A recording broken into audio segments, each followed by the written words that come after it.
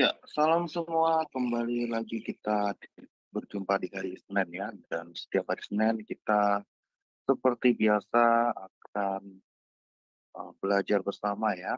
Dengan Zoom learning dengan pengajar kita yakni Pendeta Dr. Setio Nugroho MTH. Ya, kita sapa dulu pembicara kita nanti ya. Salam Pastor, selamat malam, selamat hari Senin. Ya, shalom Bro Agus dan semua teman-teman Sema Adonai.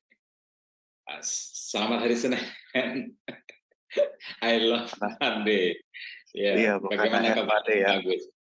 Ya baik ya, meskipun udara ya kita tahu sendiri ya di Indonesia sudah mencapai titik tertinggi ya di beberapa kota ya Pastor ya, tapi sepertinya Bogor tetap sejuk ya atau mungkin eee, pengap atau bagaimana?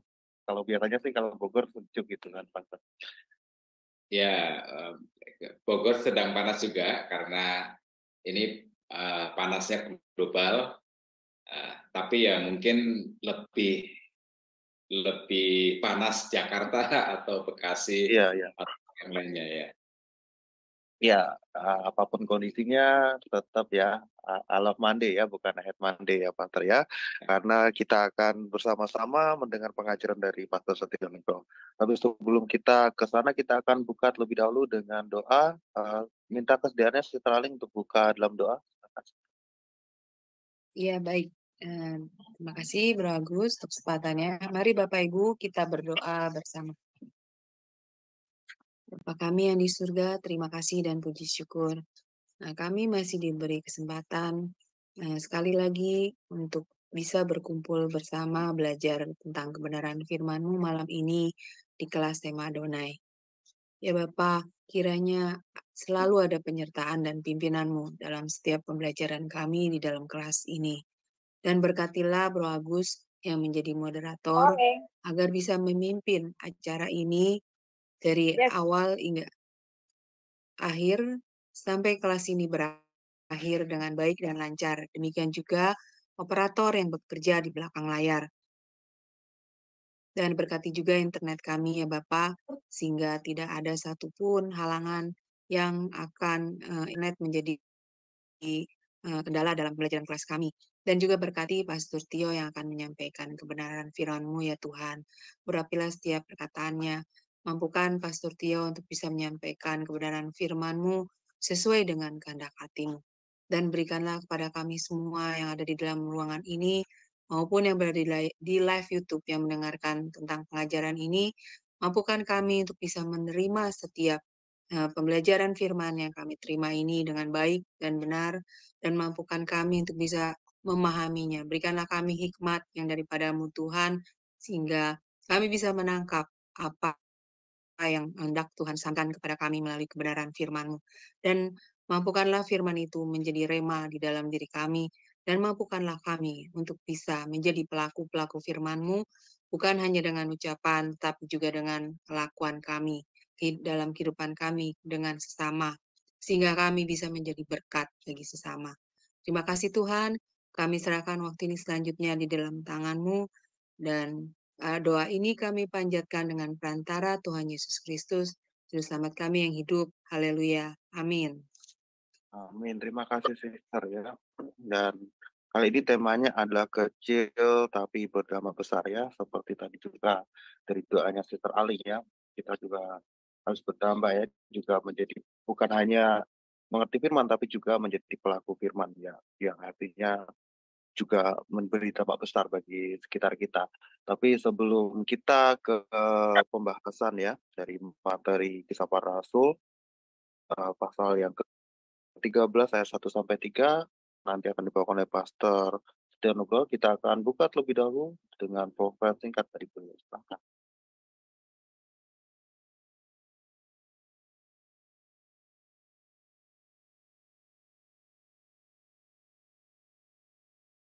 Suaranya Bu Heni.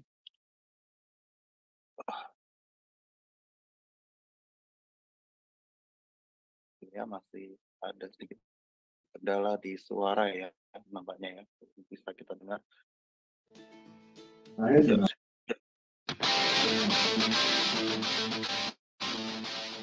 Salam, kembali lagi di Sema Adonai. Dan kali ini kita akan memperkenalkan pembicara kita, yakni Bapak Pendeta Setio Nugroho. Dan berikut adalah profil singkat dari beliau. Saya dengan nama Setio Nugroho di kota Pahlawan, Surabaya pada tanggal 4 Agustus 1996. Riwayat pendidikan. Strata 1, Sarjana Teologi, Sekolah Tinggi Teologi Baptis Indonesia, Semarang. Strata 2, Magister Teologi STT Baptis Bandung. Strata 3, Doktor Teologi Institut Kristen Borneo. Hipnoterapis PhD. Superman. Behavior Culture BBC. Pengalaman. Wakil Ketua 1 Bidang Akademik STT Baptis Bandung dari mulai tahun 2013 sampai tahun 2015. Gembala Sidang Gereja Baptis Indonesia Iman Bogor sampai sekarang. Karya tulis. Buku Khotbah Transformatif, Peran Roh Kudus dalam khotbah yang mengubah hidup. Dari Zoom Sema Adonai terus menyuarakan pengajaran firman Tuhan yang membangun iman. Para narasumber pengajar di Zoom Sema Adonai sangat kompeten dan profesional. Kami mengundang Anda bergabung bersama kami di Zoom Sema Adonai. Ya, itu tadi ya profil singkat dari Pastor Setio Nugroho, dan dia selain juga sekolah di STT ya, dan juga punya karya tulis ya berupa buku. Ya, kalau pengen pesan silahkan nanti ini Pak Setio Nugroho. Kemudian kita juga tadi ada foto yang menarik ya dengan orang-orang ring satunya Republik Indonesia ya. Mungkin Pak Setio juga seringkali menceritakan tentang hal itu ya. Ya, apakah nanti akan bercerita tentang hal itu, kita tunggu saja. Ya, selanjutnya kita serahkan ke Pak Setio. Silakan Pak Setio. Ya, puji Tuhan. Selamat malam teman-teman sekalian. Senang sekali kita bisa bertemu kembali, dan saya juga bersyukur bisa sampai di rumah kembali walaupun Bekasi, Bogor itu sangat macet ya. Baik, teman-teman, topik kita adalah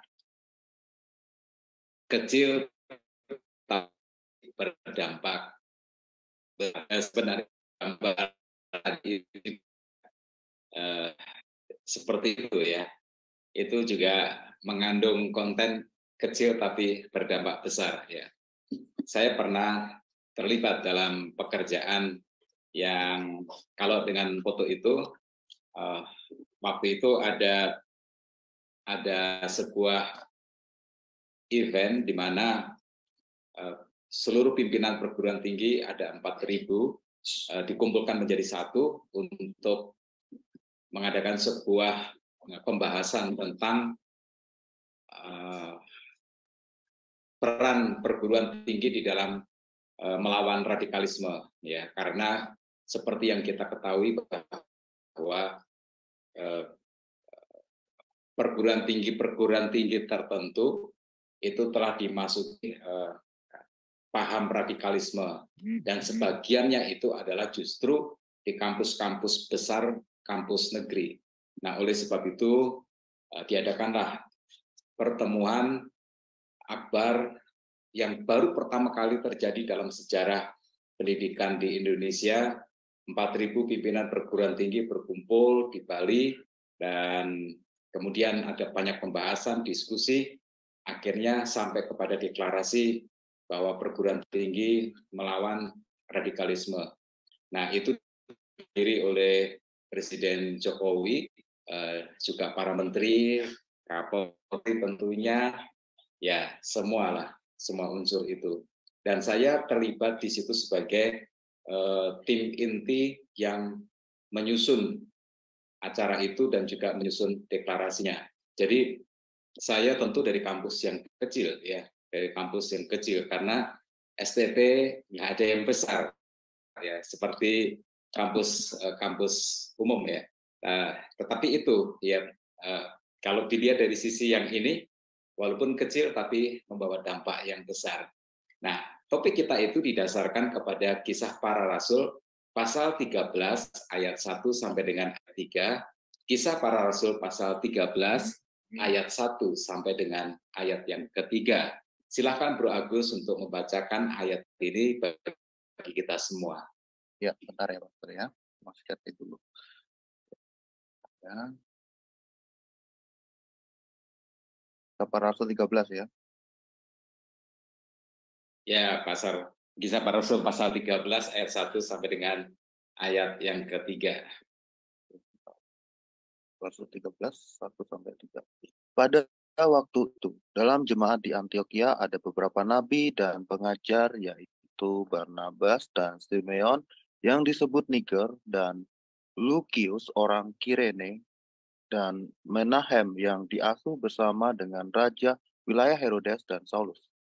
Pada waktu itu, ketika mereka beribadah kepada Tuhan dan berpuasa, berkatalah Roh Kudus, khususkanlah Barnabas dan Saulus bagiku untuk tugas yang telah kutentukan bagi mereka. Maka berpuasalah dan berdoalah mereka, dan setelah meletakkan tangan ke atas kedua orang itu, mereka membiarkan keduanya pergi. Ya, baik. Teman-teman sekalian, kalau kita bicara tentang dampak, sesuatu yang memberi dampak itu seringkali kita bayangkan mesti hebat, mesti dahsyat, mesti luar biasa, tapi nggak selalu seperti itu ya. Nggak selalu seperti itu. Barusan saya melihat 5 penemuan kecil tapi berdampak besar. Ya. Yang pertama peniti ya. Walaupun sederhana tetapi itu dampaknya luar biasa, sangat diperlukan. Lalu kemudian selotip, terus ada velcro itu sejenis kayak lem ya. Kemudian paperclip dan juga sedotan. Itu sesuatu yang sederhana tapi berdampak besar ya, berdampak besar. Sangat memberkati untuk kehidupan umat manusia di seluruh dunia ini. Nah, tentu banyak sekali penemuan-penemuan yang kelihatannya sederhana tapi membawa dampak yang besar. Lalu kemudian kita juga mengenal Kaizen, ya Kaizen. Ya, Kaizen itu didefinisikan sebagai sebuah perubahan kecil, perubahan yang sedikit, tapi dilakukan terus-menerus berkelanjutan sampai kepada satu titik nanti itu menjadi sebuah perubahan yang luar biasa. Gitu. Nah, dalam sejarahnya Kaizen itu dilatar belakangi oleh keadaan Jepang yang mengalami hancur berantakan setelah Perang Dunia Kedua itu. Bom atom dijatuhkan di kota Nagasaki dan Hiroshima yang meluluh lantakkan Jepang. Lalu kemudian Amerika mengutus Edward Deming untuk menolong Jepang bangkit lagi secara ekonomi. Dan Deming melihat sesuatu yang buruk yang terjadi di Jepang ya, karena masyarakatnya hancur berantakan ya, sudah nggak karu-karuan. Mereka melakukan apa saja seperti yang terjadi kepada sebuah negara yang hancur ya. Mereka memproduksi barang secara asal-asalan, yang penting dapur ngebul seperti itu. Nah, Deming melihat kalau kalian seperti ini, kalian nggak akan pernah bangkit. Kalian menjadi negara yang akan selamanya negara yang hancur begitu. Nah, oleh sebab itu Edward Deming lalu mengajarkan begini sajalah, kalian bikin sebuah perubahan yang kecil, yang positif, yang sederhana, tapi kalian lakukan terus-menerus, nggak boleh berhenti, berkelanjutan, tambahkan sedikit lagi perubahan, tambahkan sedikit lagi perubahan, tambahkan sedikit lagi perubahan. Nah, itu disebut sebagai dengan istilah Kaizen. Nah, akhirnya terbukti bahwa sampai kepada titik tertentu Jepang terbiasa ya, sehingga poinnya kita adalah sesuatu yang walaupun kecil tapi itu bisa berdampak besar. Kita juga melihat dipertontonkan di dalam Alkitab bagaimana seorang anak muda yang bernama Daud melakukan sesuatu yang sederhana. Ya, dia belajar bermain ketapel sesuatu yang nggak canggih, sesuatu yang nggak dahsyat, sesuatu yang tidak akan membuat dunia berkata wow, tetapi sesuatu yang kecil itu dia kuasai dengan sebaik mungkin sehingga dia menjadi pemain ketapel terhebat di dunia. Nah, akhirnya dengan ketapel itulah justru dia bisa mengalahkan Goliat yang tak seorang tentara pun dari Israel mampu untuk menghadapinya. Jadi poin kita adalah sesuatu yang kecil, tapi kalau itu dilakukan dengan tepat atau disikapi dengan benar, maka dia bisa menjadi dampak yang besar, yang luar biasa. Nah, teman-teman sekalian, dalam ayat pembacaan tadi, kita melihat bahwa akhirnya Injil sampai di Antiokhia. Ya, Injil akhirnya sampai di Antiokhia. Di pasal sebelumnya, jemaat Yerusalem yang dianiaya lari ke berbagai-bagai wilayah.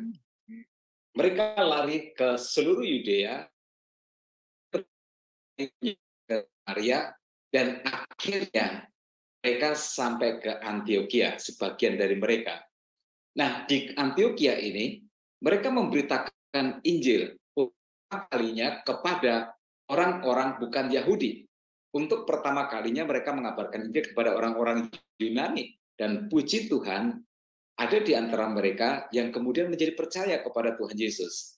Dan di kota itu pula, pertama kalinya nama Kristen digunakan untuk menyebut para pengikut Tuhan Yesus ini.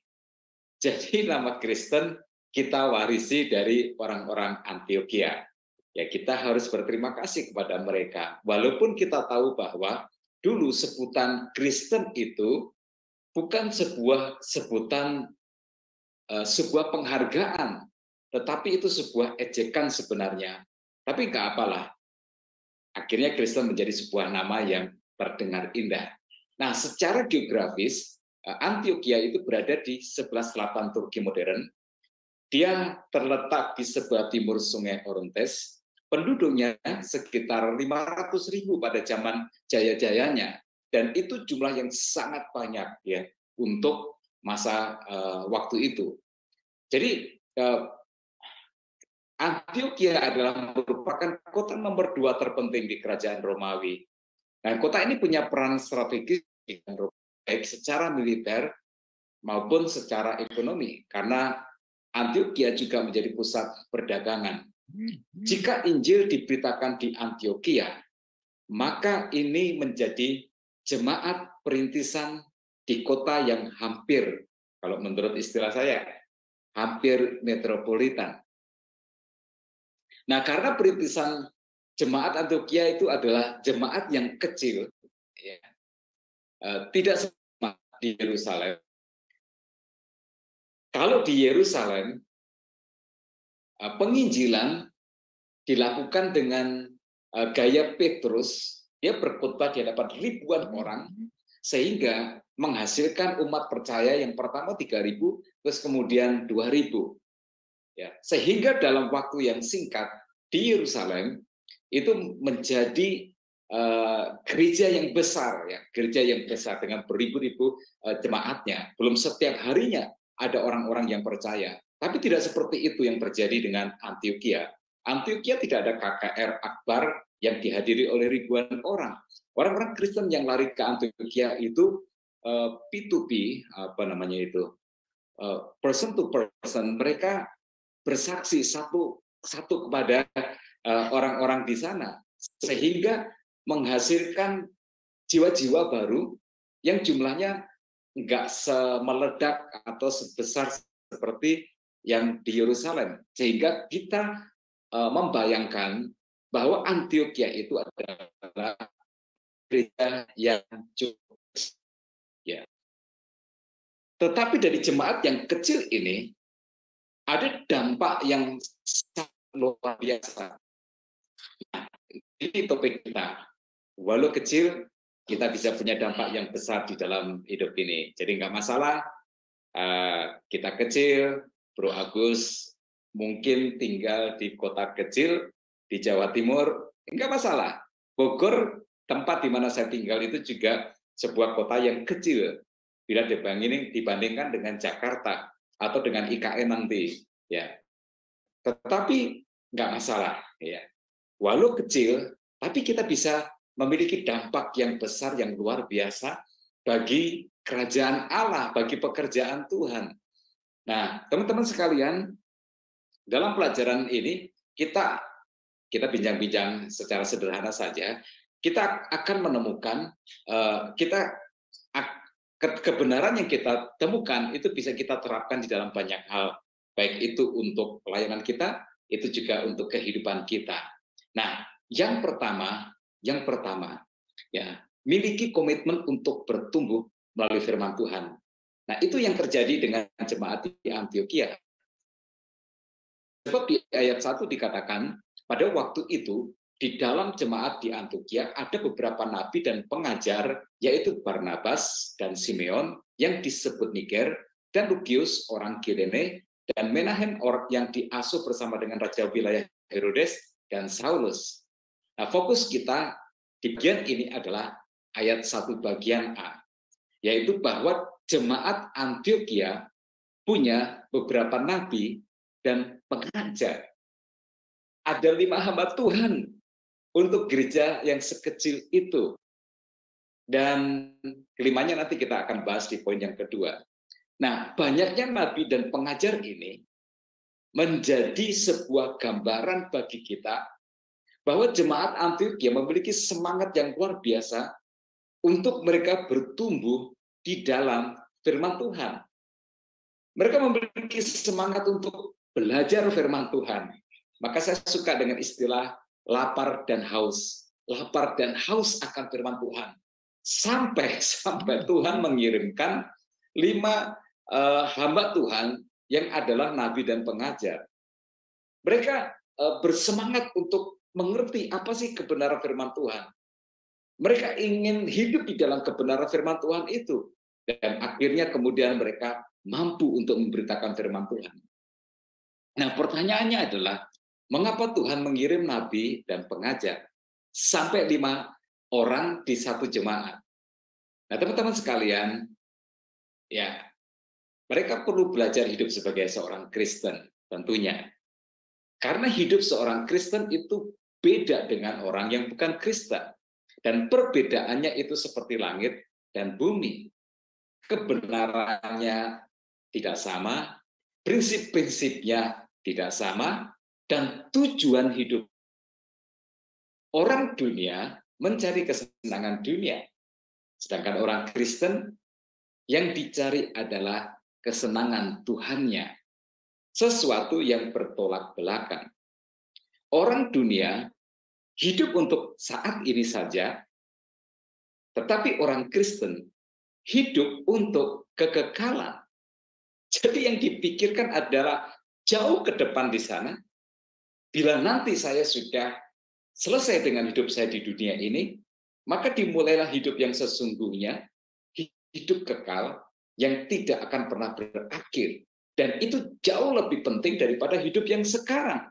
Dan itu sangat berbeda tentu dengan kehidupan cara pandang orang dunia yang menganggap bahwa sekarang ini adalah segala-galanya. Ya, surga itu ya kita sekarang ini yang harus kita ciptakan. Nah, itu orang dunia. Apa yang dikerjakannya sekarang tidak hanya untuk saat ini saja, tetapi juga untuk bekal hidupnya di kekekalan nanti. Itu semua tentu harus dipelajari. Tidak otomatis ketika kita percaya Tuhan Yesus, seseorang percaya Tuhan Yesus, menjadi seorang Kristen, kita mengerti itu semua. Enggak. Mengapa? Karena kita dibangun, dibentuk, dididik, belum lahir saja kita sudah ada di dalam lingkungan dunia yang memiliki cara pandang, yang memiliki ukurannya sendiri, yang memiliki kebenarannya sendiri, yang enggak sama dengan kebenaran firman Tuhan. Nah, itu sebabnya Tuhan mengirim nabi dan pengajar dengan alasan ini. Lalu kemudian, kalau kita membaca ayat 6 sampai dengan ayat yang ke-8 itu, ada Elimas. Ada Elimas. Saya bacakan ayat 6 sampai dengan ayat yang ke-8. Mereka mengelilingi seluruh pulau itu sampai ke Pafos. Di situ mereka bertemu seorang Yahudi bernama Baryesus, seorang tukang sihir dan nabi palsu. Ia adalah kawan gubernur pulau itu, Sergius Paulus, yang adalah orang cerdas. Gubernur itu memanggil Barnabas dan Saulus karena ia ingin mendengarkan firman Allah.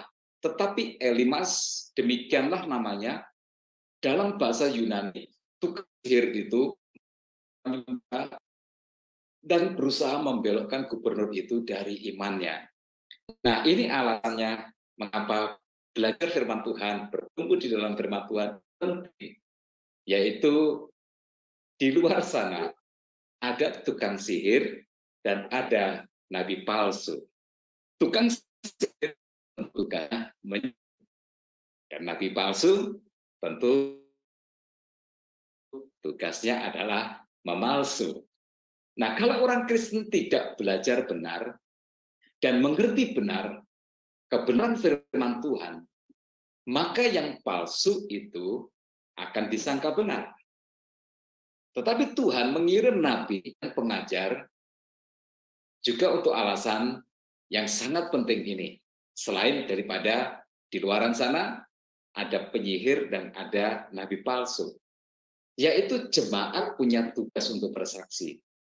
Tugas yang langsung diberikan sendiri oleh Tuhan Yesus. Jadi karena sekalian bangsa muridku, dan baptislah mereka dalam nama Bapa, Putra, dan Roh Kudus, dan seterusnya. Nah, teman-teman kalian, orang Kristen di Antioquia ada bukan hasil dari penginjilan para rasul. Para rasul pada waktu itu belum sampai ke Antioquia. Yang sampai ke Antioquia adalah jemaat-jemaat yang melarikan diri oleh sebab penganiayaan yang terjadi di Yerusalem. Sehingga yang bersaksi adalah jemaat Yerusalem yang hijrah ke Antioquia. Jadi, Yesus karena penginjilan yang dilakukan oleh jemaat Yerusalem yang lari ke Antioquia. Sehingga kalau mereka juga ingin memenangkan jiwa, gerakan hatinya, seperti mereka dimenangkan, maka enggak ada pilihan lain kecuali bahwa mereka harus belajar firman Tuhan. Nah, karena jemaat yang kecil di Antioquia ini punya dampak yang besar. Kalau kita dalam pembacaan tadi, akhirnya atas petunjuk Tuhan, pimpinan Tuhan, mereka mengutus Barnabas dan Saulus untuk berkeliling dari satu pulau ke pulau lain, dari satu kota ke kota lain, untuk memberitakan Injil, untuk memenangkan jiwa, dan salah satunya adalah Gubernur Pafos. Dan kemudian dia menjadi percaya kepada Tuhan Yesus. Dari jemaat yang kecil inilah, akhirnya Injil tersebar ke seluruh dunia.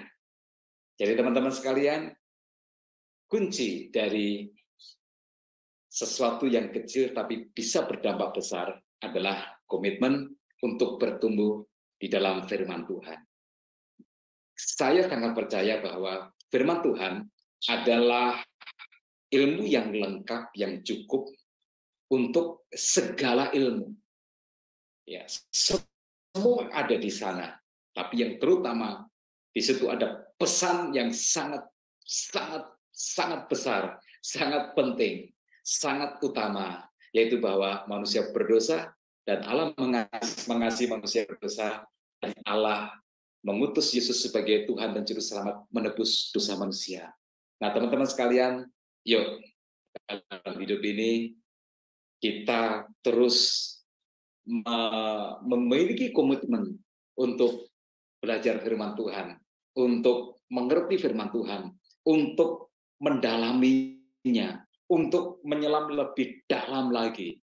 Ya, jangan kita cuma berenang di permukaan. Ya, jangan kita cuma berenang di permukaan. Saya beberapa waktu yang lalu ketika ada sebuah acara pertemuan, saya ditempatkan di sebuah kamar bersama dengan seorang hamba Tuhan ya dari dari Riau ya, dari Riau. Dan itu sebuah kesempatan yang bagus untuk kami beraksi. Saya disemangati pekerjaan Tuhan yang dia lakukan di Riau. Dia seorang yang sangat terpanggil untuk melayani Tuhan, ya. Dan dia bercerita bagaimana dia melayani Tuhan, bagaimana dia harus belajar karena nggak memungkinkan bagi dia untuk sekolah teologi senormalnya orang-orang yang kita jumpai di kota. Ya sebab tempat dia melayani itu pelosok sekali, ya pelosok sekali. Dan kemudian dia menceritakan bagaimana dia dan juga teman-teman hamba Tuhan di sana kalau berkhotbah, ya kalau berkhotbah satu kali khotbah itu ayatnya bisa 30 ayat. Satu kali khotbah 30 ayat. Bila waktu khotbahnya 1 jam itu bisa ayatnya itu 30 ayat. Lalu saya bicara dia tentang one point sermon. Ya. Dia bingung, ya dia bingung. Wah, nanti saya ngomong apa? Kalau 30 ayatnya, saya bisa ngomong 1 jam. Tapi masalah dengan 30 ayat itu adalah bahwa berarti kamu cuma berenang di permukaan saja. Kamu nggak menyelam sampai ke dalam untuk memahami sedalam-dalamnya apa yang terkandung di dalam nas yang kamu sampaikan sebagai pesan itu. Nah, teman-teman sekalian, kita harus memiliki komitmen untuk bertumbuh di dalam firman Tuhan. Firman Tuhanlah yang membuat kita mengerti banyak perkara. Firman Tuhanlah yang membuat kita memiliki kekuatan dalam hidup ini. Firman Tuhanlah yang akan mengarahkan hidup kita supaya kita melakukan hal-hal yang terpenting di dalam hidup ini. Jadi yang pertama adalah memiliki komitmen untuk bertumbuh di dalam firman Tuhan. Itu akan membawa dampak yang besar di dalam hidup ini. Lalu kemudian yang kedua, teman-teman sekalian, jemaat Antiokhia ini punya dampak yang besar karena mereka dipimpin oleh orang-orang yang sungguh-sungguh percaya. Pemimpin mereka adalah orang-orang yang sungguh-sungguh beriman. 5 orang yang disebut sebagai nabi dan pengajar itu adalah menjadi pemimpin mereka.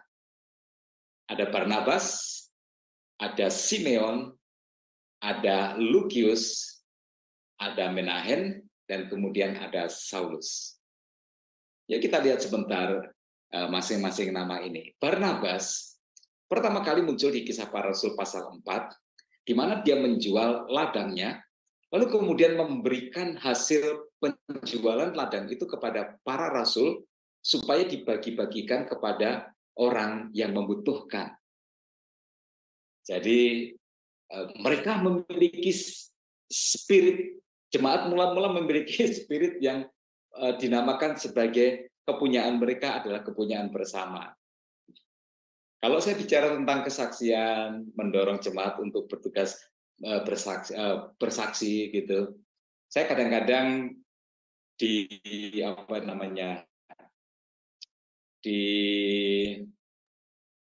komen begini, ya Pak, kan bersaksi bisa lewat perbuatan kan Pak, gitu. Oh iya, memang, dan itu bagus sekali. Dan itu ditunjukkan oleh jemaat mula-mula. Seperti yang dilakukan oleh Barnabas ini.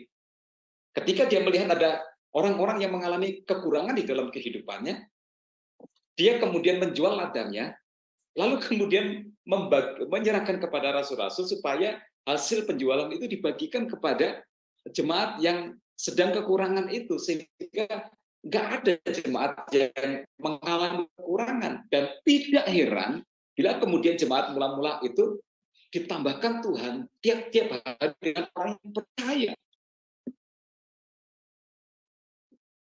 Tapi ada enggak orang Kristen yang bilang, Pak, bersaksi itu kan bisa pakai perbuatan. Melakukan seperti itu. Orang sepelit itu kan nggak mungkin melakukan itu. Luar biasa berarti Barnabas, ya. Karena iman dan kemurahan hatinya, dia kemudian menjadi seorang pemimpin.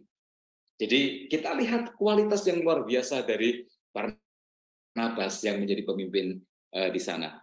Terus kemudian ada dua orang lagi, yaitu Simeon dan Lukius. Simeon ini disebut Niger. Niger itu artinya hitam. Dia orang Afrika. Dan Lukius di ayat 1 disebut sebagai orang Kirene. Kirene itu sebuah wilayah di Afrika Utara, Libya.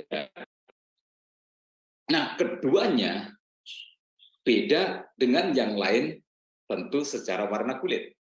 Ya, secara budaya pula saya yakin keduanya berbeda dengan yang lain. Tetapi walau warna kulit mereka beda dan budaya juga beda, tetapi soal hati mereka sama. Hatinya untuk Tuhan Yesus, hatinya milik Tuhan Yesus, hatinya mencintai Tuhan Yesus, hatinya merindu akan Tuhan Yesus. Nah, informasi tentang Simon dan Lukius memang sangat minim untuk kita dapatkan, tetap pesannya jelas bahwa kita semua sama. Kita semua sama. Kita semua indah di hadapan Tuhan. Kita semua bisa dipakai oleh Tuhan secara luar biasa bila hidup kita berikan kepada Tuhan. Nah, teman-teman sekalian, kadang-kadang ada orang yang melihat dirinya berbeda dengan orang lain, lalu kemudian merasa rendah diri. No, jangan begitu. Kita harus memiliki hati yang besar, walaupun mungkin secara pemandangan dunia kita kurang seindah yang lain. Tapi itu pemandangan manusia. Di hadapan Tuhan, kita semua sama indahnya. Baik warna kulit kita itu putih, baik kulit kita itu sawo matang, kuning langsat, atau warna kulit kita itu hitam legam. Semua indah di hadapan Tuhan. Oleh sebab itu, yang penting dari diri kita adalah kita memiliki rasa syukur dan percaya diri, menerima diri kita sebagaimana kita ada, sebagaimana Tuhan menciptakan kita. Dengan itu, maju, mengasihi Tuhan, melayani Tuhan, tanpa ragu sedikit pun. Lalu ada nama yang keempat, Menahem. Dia disebutkan sebagai sahabat dari Herodes. Itu artinya apa? Itu artinya adalah bahwa Menahem ini datang dari kalangan atas. Dan dia percaya Tuhan Yesus, dan kemudian dia diangkat sebagai pengajar. Nah, mengapa Tuhan memilih dan mengangkat orang dari kalangan atas juga? Karena orang dari kalangan atas hanya bisa didekati oleh orang yang sama-sama dari kalangan atas. Orang kalangan atas, kalau bikin program, fokusnya, saya lupa memberikan anunya dulu. Kalian, karena kadang-kadang ya kita didorong supaya Tuhan mengasihi orang yang sederhana, Tuhan mengasihi semua manusia yang level bawah pun juga Tuhan kasih, sehingga kita harus berani untuk maju di dalam Tuhan, harus berani dipakai oleh Tuhan. Tapi di sini saya mau komentar tentang Menahem yang datang dari kalangan atas ini. Orang dari kalangan atas, kalau bikin program, matanya tertuju kemana? Fokusnya ke tulisan sebelah kiri. Tapi orang menengah ke bawah, kalau bikin program, fokus matanya ke sebelah kanan. Saya mau perjelas lebih lanjut. Bedanya kalangan atas dengan menengah ke bawah, kalau pesan makanan Apa bedanya? Kalau kalangan atas mau pesen makan adalah tulisan di sebelah kiri. Lalu kemudian dia mana yang terlihat oleh dia yang dia suka, lalu kemudian dia kasih tanda atau dia pesan, dia tuliskan. Tapi kalau menengah ke bawah, lihat matanya melihat sebelah kiri, lalu kemudian dia melihat sebelah kanan. Sebelah kanan itu adalah daftar harga. Jadi harganya dilihat dulu sebagai sebuah bagian dari mengambil keputusan. Ya, maka dari itu kadang-kadang kalau di gereja itu pendapat bisa berbeda. Ya, satu bikin program nggak peduli berapapun biayanya dia kerjakan. Yang satu kelompok kalau bikin program yang ditanyakan pertama ya enggak. Ya itulah. Maka Tuhan juga memanggil orang seperti Menahem dari kalangan atas untuk mengimbangi orang-orang yang kalau bikin program fokusnya ke sebelah kanan dulu. Uangnya ada enggak? Uangnya berapa enggak? Ada berapa? Lalu kita harus bikin program seperti apa? Nah, saya mau kita untuk melihat sejenak bahwa pemimpin-pemimpin yang dimiliki oleh jemaat Antioquia ini sungguh luar biasa, beragam. Salah satunya adalah Menahem. Ya, Menahem. Orang seperti Menahem mungkin akan membantu di dalam membuat anggaran, ya. Yang penting sebuah program itu sesuatu yang didorong oleh Tuhan. Ya, jadi bukan berapa biayanya atau bukan kita punya uang berapa begitu. Dan yang terakhir teman-teman sekalian itu Saulus. Saulus kita tahu bahwa dia seorang terpelajar sarjana Alkitab, dia seorang Farisi, dia terdidik dengan baik, dia menguasai doktrin-doktrin yang sulit. Dan dia punya semangat untuk memberitakan Injil. Tanpa Saulus atau tanpa Paulus, gereja bisa menjadi sesat, disesatkan oleh guru-guru sesat. Tapi oleh Paulus, segala pengajaran yang sesat itu dikorek sama dia, diperbaiki sama dia, ditunjukkan kesalahannya. Dia pandai untuk membuat sebuah argumentasi yang akademik yang baik. Memang kadang-kadang tulisannya sangat sulit untuk dipahami. Nah, saya mau tunjukkan kepada kita semua bahwa salah satu penyebab mengapa jemaat Antioquia itu memiliki dampak yang luar biasa. Mereka menjadi jemaat yang akhirnya menyebabkan Injil itu terberitakan ke seluruh dunia oleh karena mereka dipimpin oleh para pemimpin yang sungguh-sungguh percaya kepada Tuhan, yang sungguh-sungguh mengasihi Tuhan, yang sungguh-sungguh berkualitas dalam kerohanian mereka. Nah, ini tentu kerinduan kita semua. Ya, gereja, nah itu sebabnya. Itu sebabnya. Nggak hanya gereja, lembaga, pelayanan dalam bentuk apapun. Kalau memilih pemimpin, pastikan jangan hanya karena dia punya uang, maka dia mendapatkan posisi di dalam kepemimpinan. No, jangan. Ya, nggak boleh berbuat begitu seakan-akan Tuhan kita itu miskin sehingga kita harus mengangkat orang yang punya uang dengan mengabaikan kualitas rohani. Kualitas rohani itu penting. Seorang pemimpin harus memiliki iman yang sungguh kepada Tuhan sehingga dia tidak melihat bagian tulisan sebelah kanan ketika dia membuat program, tetapi yang dilihat tulisan sebelah kiri. Berapapun biayanya, kalau Tuhan pimpin kita untuk membuat program ini, laksanakan. Tuhan pasti mencukupkan. Nah, ini yang membuat Antioquia menjadi gereja yang berdampak besar. Lalu kemudian yang terakhir, Bapak Ibu sekalian, mereka memiliki spirit spirit memberi yang terbaik. Mereka memiliki spirit untuk memberi yang terbaik. Nah, ciri yang ketiga dari gereja kecil tapi berdampak besar ditemukan dalam kesediaannya untuk memberikan yang terbaik. Jika sebuah gereja berkomitmen untuk bertumbuh dalam firman Tuhan dan dipimpin oleh orang-orang yang benar-benar percaya Tuhan, maka apa yang terjadi? Sukses. Gereja sedang menaiki tangga kesuksesan. Gereja akan seperti naik pesawat jet melesat ke angkasa. Ini adalah sebuah formula sukses. Seperti sebuah bisnis dari semula kedai kopi kecil, lalu kemudian berubah menjadi kafe, menjadi restoran yang besar.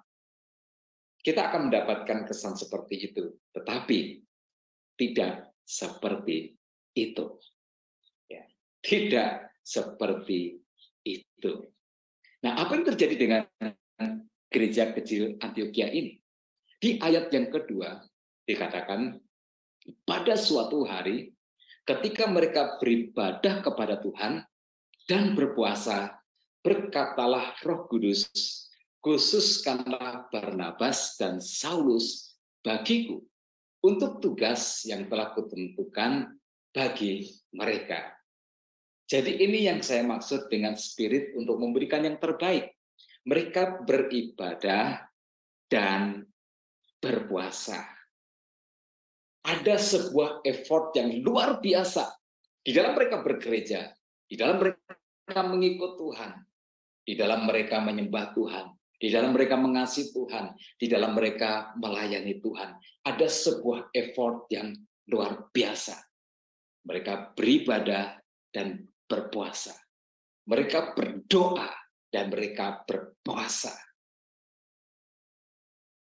Harus kita akui bahwa tak semua orang menganggap penting untuk berpuasa. Harus kita akui, nggak semua orang mau untuk berpuasa. Kadang-kadang kalau puasa itu dilakukan, itu sebagai pemantas sebuah kegiatan rohani, sebab kita orang Kristen. Dan sebab kegiatan kita rohani, maka sepantasnya bila kegiatan itu diwarnai juga dengan berpuasa. Tapi ini enggak seperti itu, teman-teman sekalian. Mereka berinisiatif berpuasa itu adalah sesuatu yang digerakkan dengan kesungguhan hati. Dan pada saat mereka beribadah dan berpuasa, Roh Kudus kemudian berkata, khususkanlah Barnabas dan Saulus bagiku untuk tugas yang kutentukan bagi mereka.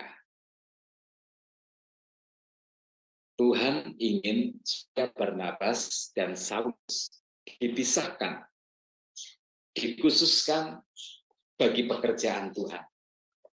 Sebuah sikap atau sebuah tindakan bahwa kita harus memberikan yang terbaik bagi Tuhan. Kita harus melakukan yang terbaik bagi Tuhan. Saya bayangkan bila gereja-gereja adalah gereja-gereja yang berlutut, berdoa, dan berpuasa. Saya bayangkan dampaknya pasti luar biasa. Dampaknya pasti sangat besar.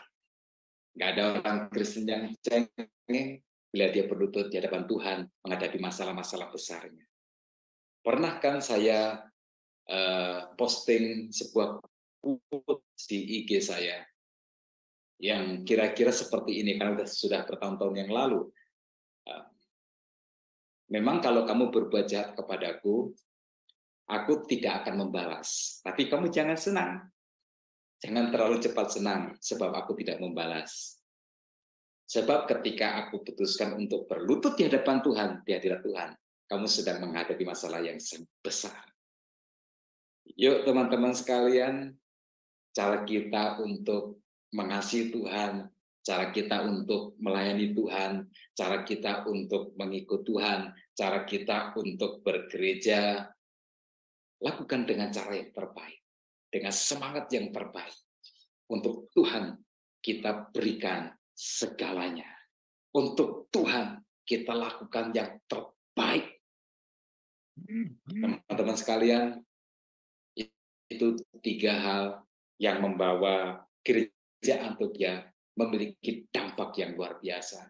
Akhirnya kemudian Barnabas dan Saulus diutus dan tidak tanggung-tanggung. Mereka akhirnya mengabarkan Injil kepada Gubernur Pafos. Mereka mendapatkan tangkapan ikan yang besar. Dan kemudian kita mengetahui bahwa Injil melalui mereka berdua dan juga orang-orang yang lain menyebar sampai juga ke Indonesia. Kita menjadi orang Kristen dan disebut Kristen adalah sebuah warisan yang diberikan oleh jemaat Antiokhia di sana. Demikian sharing saya malam hari ini. Kiranya kita bisa menjadi semangat bagi kita untuk yuk kita melakukan sesuatu walaupun kecil, walaupun tampaknya sederhana, tetapi sesuatu itu akan membawa dampak yang besar bagi kerajaan Allah. Terima kasih, saya kembalikan kepada Bro Agus. Silakan Bro Agus. Ya, terima kasih Pastor atas materinya ya. Teman-teman, sebelum kita ke Q&A, kita akan terlebih dahulu dengar promosi acara kita yang akan disampaikan oleh Sister Aling. Silakan Sister Aling. Iya, baik, terima kasih Bro Agus. Baik, Bapak Ibu yang terkasih, saya akan membacakan acara-acara Sema Adonai selama seminggu ke depan. Dimulai besok, Selasa 10 Oktober 2023, di jam 21.00 waktu Indonesia Barat, di Sema Adonai akan ada kembali kelas pembelajaran firman dengan tema Mengapa Yesus disunat, namun pria-pria Kristen tidak wajib disunat. Nah, ini materi yang sangat menarik ya Bapak Ibu untuk kita pelajari. Dan yang menjadi narasumbernya adalah apologes terkenal kita yaitu Pak Erben. Dan moderatornya adalah Bro Agus. Selanjutnya di hari Rabu 11 Oktober 2023 di jam 21:10 waktu Indonesia Barat di Sema Adonai akan kembali ada kelas pembelajaran firman dengan tema Otoritas Kerajaan part ketiga. Yang part kedua sudah 2 minggu yang lalu ya Bapak Ibu. Nah, yang menjadi narasumbernya adalah Pendeta Dr. Suryani Watimena MTH dan moderatornya adalah Ibu Aling, saya sendiri. Selanjutnya di hari Jumat 14 Oktober 2023 di jam 19 waktu Indonesia Barat di Sema Adonai akan ada kembali kelas pembelajaran firman dengan materi pelajaran Kristologi seri ke-7. Dan temanya adalah Inkarnasi Yesus Kristus part kedua. Dan yang menjadi narasumbernya adalah Pendeta Daniel Palungan dan moderatornya adalah Ibu Aling. Selanjutnya di hari yang sama, di hari Jumat 13 Oktober 2023 di jam 21.00 waktu Indonesia Barat, di Sema Adonai masih ada kelas pembelajaran firman yang terakhir dengan materinya adalah pelajaran sejarah penebusan buku seri ketiga. Dan temanya adalah perbandingan dua silsilah Yesus Kristus. Dan yang menjadi pengajarnya adalah Pendeta Yudi Lengkong dan moderatornya adalah Ibu Heni. Selanjutnya di hari Sabtu 14 Oktober 2023 di jam 19.00 waktu Indonesia Barat di Sema Adonai akan ada kelas pembelajaran firman kembali dengan tema Ganti Alasannya. Ganti alasannya? Ya, ganti alasannya. Wah, ini menjadi satu pertanyaan ya, apa yang diganti ini alasannya. Baik, diharapkan kehadiran Bapak Ibu ya untuk mengetahui apa sih tema dari materi ini. Ya, baik, yang menjadi narasumbernya adalah Pastor Doni Tompunu dan yang menjadi moderatornya adalah Ibu Heni. Selanjutnya, saya akan membacakan channel-channel yang relay ke YouTube. Di antaranya, channel Sema Adonai, channel Omihen, channel Nebu Ali, channel Kahali Raya TV, channel Pendalaman Alkitab, channel Gereja YouTube, channel Antara, dan channel Ganet Sidan. Untuk channel Sema Adonai, di setiap pagi pukul 5.30 waktu Indonesia Barat, diadakan renungan pagi ya Bapak Ibu. dari Senin sampai Sabtu. Baik, terima kasih kepada Bapak Ibu yang terkasih di dalam Kristus. Bagi yang belum mensubscribe channel kami, harap tolong mensubscribe dan men-share-nya kepada yang lain sehingga mereka juga bisa mengikuti keseluruhan acara dari channel Sema Adonai dan membantu juga channel kami untuk bisa lebih berkembang dan menjadi berkat bagi banyak orang. Terima kasih atas perhatiannya Bapak Ibu yang terkasih di dalam Kristus. Ya, amin. Terima kasih sekali atas informasinya ya. Ya, demikianlah tadi program-program acara kita yang setiap hari Senin sampai Minggu ya, tidak ada putusnya ya, non-stop ya. Oke, teman-teman kalau ada yang mau bertanya silahkan untuk raise hand ya. Ya, tadi menarik ya Pastor tentang puasa, tapi bisa nggak puasa itu diganti gitu kan Pastor? Karena mungkin setahu aku juga ada sih ayatnya gitu Pastor tentang pantang ya Pastor ya, pantang apa gitu kan. Itu kan juga ada gitu Pastor.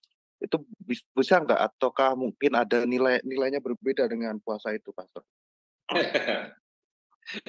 Jadi apa ya?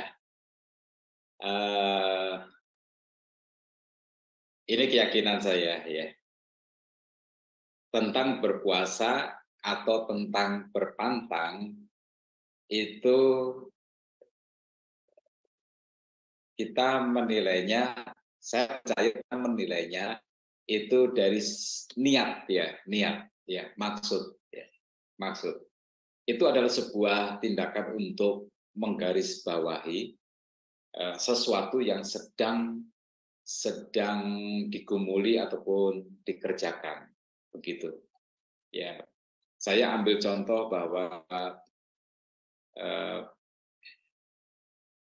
di gereja kami apabila di awal ibadah lagu penyembahan terus kemudian WL mengajak untuk berlutut bersujud, maka saya dengan senang hati melakukannya ya.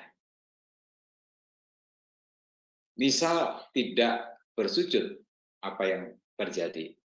Begini, kadang-kadang kita membutuhkan sesuatu untuk menguatkan hati kita, Sehingga ketika saya bersujud, menyembah Tuhan di gereja, sebab WL mengajak untuk bersujud seperti itu, ada rasa yang berbeda, kekusukannya berbeda, hati kita juga beda. Kita merendahkan diri kita serendah-rendahnya di hadapan Tuhan, kita rindu untuk meninggikan mengagungkan Dia, ya maka berpuasa itu pun juga menurut saya mirip. Jadi bukan kegiatan tidak makannya itu yang dipentingkan dari berpuasa, tetapi sebuah kerinduan hati untuk untuk merendahkan diri di hadapan Tuhan, untuk melemahkan segala kekuatan kemanusiaan kita agar kita bisa bersandar kepada Tuhan, agar kita menjadi lemah di hadapan Tuhan, sehingga dengan begitu kita menggantungkan harapan kita, hati kita, hidup kita kepada Tuhan. Dan berpantang itu juga merupakan bagian dari ekspresi yang sama, ya, ekspresi yang sama. Begitu, Bro Agus. Jadi bukan soal apa ya namanya. Kalau itu ini bisa digantikan dengan ini hukumnya apa, itu kan nanti seperti hukum Taurat, ya, seperti tetangga sebelah itu. Ya, jadi yang dipentingkan akhirnya kegiatan tidak makannya itu, tapi ya, tidak menjadi tekanan. Ya, jadi yang Tuhan melihat maknanya. Ya, mengapa kita berpuasa, bagaimana kita berpuasa, atau kita berpantang, itu sebagai janji, ya, sebagai janji saya wujudkan seperti ini Tuhan, kesetiaanku kepadamu dan inginku berbeda dengan dunia ini, saya wujudkan dalam bentuk saya berpantang. Gitu. Kurang lebih seperti itulah, Bro Agus. Jadi esensinya bukan di makan atau tidak makan atau jam makan ya, Pak? Ya Pastor ya, Ya, di situ ya. Oke, ya, Pastor. Kemudian ini ada pertanyaan lagi nih, Pastor, tentang tadi kan bilang tentang Kaizen ya, bagaimana Jepang itu mampu merekonstruksi ekonominya menjadi baik ya gitu kan, ya karena dengan barang-barang tersebut gitu kan. Tapi kan, ini tidak bisa diimplemen diimplementasikan ke Indonesia juga, Pastor, karena sulit ya, karena ada keterbatasan di mana, kalau di sana kan pemimpinnya jelas kaisar gitu kan, yang sekali seumur hidup, sedangkan kita kan 5 tahun sekali, 5 periode kan cuma bisa 10 tahun nggak sekali kan. Kemudian juga kita berada dengan bangsa-bangsa yang heterogen gitu, yang pelangi lah gitu kan. Sedangkan di sana kan cuma, bangsa Nippon itu kan satu, eee, sama kan, homogen gitu loh, Pak. Apakah, ini sebagai sebuah tantangan atau bagaimana, Pak, untuk Indonesia itu gitu, Pak? ya. Eh, yang pertama tentu Kaizen itu sebuah falsafah hidup yang kita bisa ambil, kita terapkan secara pribadi, Bro Agus. Jadi kita setiap waktu, setiap saat itu merubah diri kita dalam pengertian berubah yang baik, nggak banyak, ya, nggak banyak, tapi sedikit aja. Tapi kita lakukan terus-menerus, ya, berkelanjutan, ya. Dari sedikit itu kita tambahin, kita tambahin, kita tambahin, sampai akhirnya kita menjadi pribadi yang yang berubah jauh menjadi lebih baik. Ketika kita menengok ke belakang, kita mungkin nggak percaya bahwa kita sudah seberubah itu, gitu. Nah, itu yang utama kita ambil untuk diri kita sendiri, supaya saya yang sekarang dengan saya tahun depan itu sudah jauh berbeda. Bedanya sangat beda dalam hal yang baik gitu. Dulu Bro Agus, saya selalu punya sebuah janji, setiap 3 bulan sekali atau 6 bulan sekali saya akan belajar sesuatu yang penting, terus kemudian saya akan memperbaiki sesuatu yang ingin saya ubah, ya, sedikit demi sedikit, sedikit demi sedikit begitu. Sehingga saya dulu punya target, ya, untuk belajar setiap sekian bulan itu saya belajar, memperbaharui ilmu, menambah ilmu begitu. Kalau saya punya uang, saya melakukannya melalui mengikuti pelatihan, ya, mengikuti pelatihan, mengikuti seminar begitu. Dan saya pilih topiknya yang bagus-bagus. Nah, di antara hasil itu adalah tentang hipnoterapi gitu, tentang mind map, super memory, apalagi speed reading gitu. Ya, jadi saya belajar sedikit demi sedikit gitu. Kalau nggak punya uang bagaimana? Kalau nggak punya uang, saya beli buku karena itu jauh lebih murah. Lalu kemudian saya mempelajari isi dari buku itu dan mencoba untuk mengambil 1-2 untuk diterapkan dalam rangka untuk mengubah hidup saya. Nah, itu Kaizen kita ambil untuk diri kita sendiri. Lalu kemudian kalau untuk negara kita memang membutuhkan proses yang panjang, ya. Kenapa? Karena kita belum memiliki pemimpin yang betul-betul kuat, ya, yang betul-betul kuat. Pak Jokowi bagus, tapi kita ambil sebuah contoh saja, bahwa ada SKB menteri yang membuat orang Kristen kesulitan mendirikan atau membangun tempat ibadah. Padahal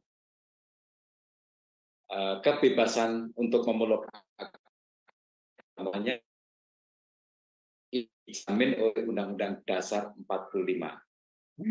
Nah, mencabut SKB 2 atau 3 menteri saja sanggup sampai detik ini. Nah, itu menunjukkan bahwa kepemimpinan di level atas masih belum kuat. Itu betul yang dikatakan Bro Agus, Kaizen bisa terjadi di sukses di Jepang oleh karena sistem kekaisaran, ya, sistem kekaisaran. Nah, kita tidak tahu, maka berhati-hatilah untuk pertimbangkan baik-baik untuk memilih seorang pemimpin yang akan duduk di pemerintahan atau menjadi kepala negara. Pilihlah orang yang lurus hatinya, nasionalis, adil, dan juga dia memiliki kepemimpinan yang kuat. Ya. Memiliki kepemimpinan yang kuat. Saya nggak bilang bahwa Pak Jokowi lemah. Enggak. Ya. Pak Jokowi itu bagus. Pak Jokowi itu, kata Setia Novanto, keras kepala. Dikasih nasihat yang buruk, dia nggak mau mengikuti itu. Tapi memang halangannya terlalu besar ya untuk semua diterobos ya. Maka Pak Jokowi memilih prioritas apa yang harus dirubah begitu. Kaizen sangat berat untuk dilakukan di negara kita ini. Ingat enggak ketika Kapolri memerintahkan supaya dilaksanakan tilang elektronik? Tilang elektronik itu dimaksudkan supaya tidak ada korupsi dari tilang-tilang yang dilakukan di lapangan. Bila masyarakat melanggar, maka kena tilang secara elektronik, uangnya murni masuk ke negara. Tetapi ketika di beberapa daerah dipasang itu namanya apa sih, CCTV itu, malah dirusak sama masyarakat sendiri. Malah dirusak. Ada videonya. Masyarakat kita, Masya Allah, sangat sulit untuk diajak berubah. Ya, sangat sulit untuk diajak berubah. Itu tugas Mas Agus yang lebih muda dari saya untuk memperjuangkan perubahan yang umurnya jatah hidupnya masih lebih lama daripada saya. Ya betul, Bro Agus, sangat sulit untuk di negara kita. Ya, itu ya, Pastor ya. Ya memang kondisi kita memang banyak sekali ya masyarakat kita yang masih ndablek gitulah istilahnya ya, Pastor ya. Sampai melakukan hal yang seperti itu. Ya, tadi apa ya, bukan ngomong. Begini, Bro Agus, begini ya, begini. Kenapa masyarakat kita sulit berubah? Itu kalau Bro Agus googling sekarang, Indonesia itu dalam kualitas pendidikan tertinggal berapa tahun. Kalau Bro Agus googling sekarang, maka hasilnya adalah Indonesia itu tertinggal 128 tahun kualitas pendidikan. Sebenarnya itu sangat sedih sekali. Makanya Bro Agus menyebutnya ndablek, dikasih tahu susah, diajarin yang baik, ngamuk. Karena secara kualitas pendidikan kita itu tertinggal 128 tahun. Coba googling sekarang, Bro Agus. Apakah tahunnya sudah berubah, berkurang sekarang? Iya ya. Ya. Oke. Jadi seperti itulah faktor pendidikan juga ya, Pastor ya, yang udah ketinggalan ya, yang belum ya mereka udah, kita masih di abad berapa gitu kan, kita masih di zaman medieval, negara yang lain udah mulai berkembang, udah maju ya malahan ya gitu. Dan kita masih berkembang aja gitu. Ya ini ada Sister Aling, silakan. Iya, terima kasih Bro Agus kesempatannya. Shalom, selamat malam Pastor Tio. Pastor, iya sesuai dengan tema materi malam ini ya, yang adalah kecil tapi berdampak besar. Yang saya mau tanyakan Pastor, eh, jika kita sebagai anak-anak Tuhan, ketika kita di maksudnya diminta untuk melakukan pelayanan gitu, lalu kemudian eh, ada aja gitu yang menjawab, saya tidak mampu, gitu. Saya tidak siap melakukan pelayanan, saya tidak bisa apa-apa gitu. Itu sebenarnya tidak demikian ya, Pastor. Maksudnya bukan setiap anak Tuhan itu tidak punya kemampuan. Itu sebenarnya ada ya, Pastor, untuk mereka melakukan hal-hal yang terkecil sekalipun dalam pelayanan pekerjaan Tuhan. Seperti itu ya, Pastor. Benar tidak? Nah, ini Betul. bagaimana caranya untuk kita maksudnya meyakinkan mereka gitu, Pastor, bahwa mereka itu maksudnya mampu gitu melakukan pekerjaan pelayanan walaupun yang kecil sekalipun. Iya, gitu. Terima kasih, Pastor. Baik, puji Tuhan. Kita bisa menggunakan contoh kesukaan saya, salah satunya itu adalah Daud ya. Daud waktu dia muda, dia pernah dikomentari oleh Eliab kakaknya sendiri, kamu nakal ya, kamu main-main lihat tentara lagi perang. Kepada siapa kamu titipkan kambing domba yang 2-3 ekor itu? Nah, itu kita bisa menangkap sedikit bahwa Daud yang muda itu adalah seorang pengembala kambing yang jumlahnya sedikit, ya.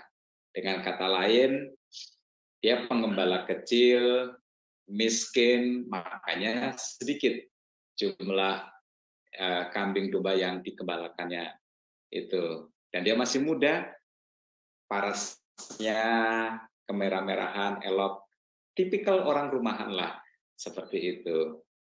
Nah, orang yang berpendapat bahwa saya nggak siap, saya nggak mampu, saya belum bisa, itu adalah orang yang membayangkan secara salah bahwa dia bisa dipakai Tuhan bila dia memiliki karunia yang luar biasa atau talenta yang luar biasa.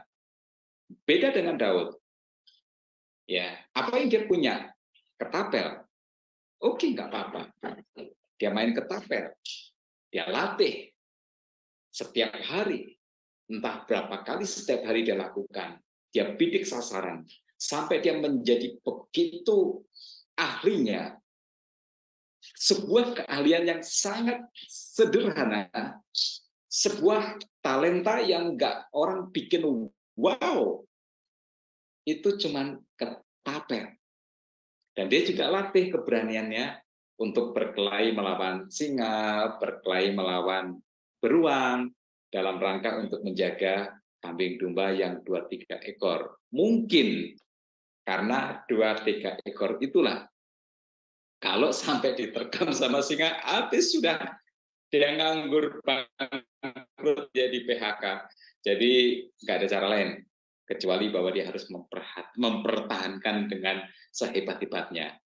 Tapi maksud saya adalah bahwa Daud sebuah contoh apa saja yang ada di tangan dia.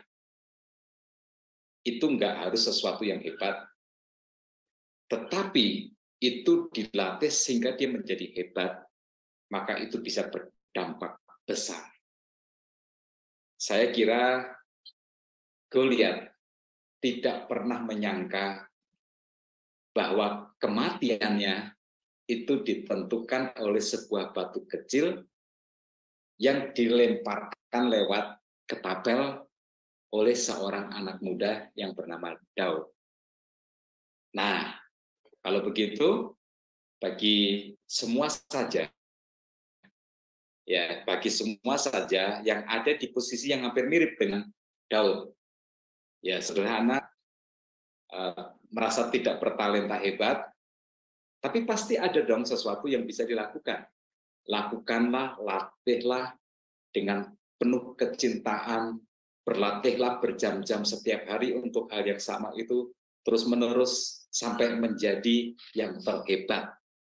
Nah, dengan begitu tinggal tunggu waktunya Tuhan akan mempertemukan kita dengan kesempatan yang tepat, yang akan melontarkan kita naik ke atas. Jadi begitu suatu hari Bu Aling ada seorang anak muda yang datang ke gereja saya. Saya tanya, "Dom, kamu bisa apa?" Dia bilang, dia bisa memainkan DJ controller. Dia seorang DJ.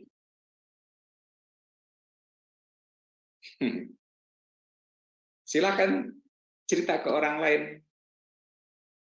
Bagi orang lain itu apaan tuh gitu. Ini gereja Bung gitu. Tapi saya langsung menangkap. Oke, saya nggak terlalu paham tentang musik DJ. Tapi bisa nggak kamu mengiringin ibadah dengan kemampuanmu sebagai seorang DJ? Bisa katanya. Tunjukkan ke saya. Dan dia sekarang melayani Tuhan dengan DJ controller itu.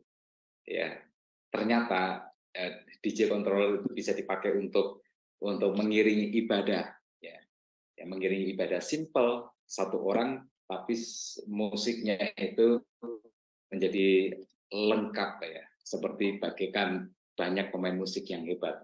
Nah, jadi sesuatu yang sederhana ada pada kita, yang kita nggak usah cari jauh-jauh kemana, pada kita, atau yang kita miliki, tetapi kita latih terus-menerus setiap hari sampai itu menjadi yang terhebat.